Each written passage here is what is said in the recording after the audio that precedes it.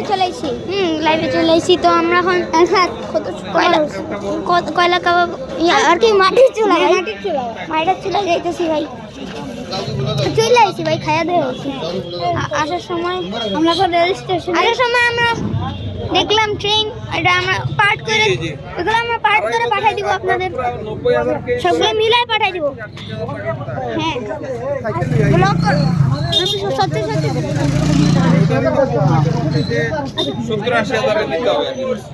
আরে অনেক টাইম পরে ট্রেন উঠছে আর না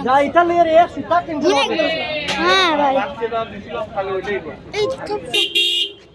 এবার আমাদের সাথে যাবো ভানুগাছ হ্যাঁ ভানুগাছ থেকে আবার তোমরা সিলেট চলে যাবো শ্রীমঙ্গল হ্যাঁ হবে একটা ইয়ে পাঠাইছিলাম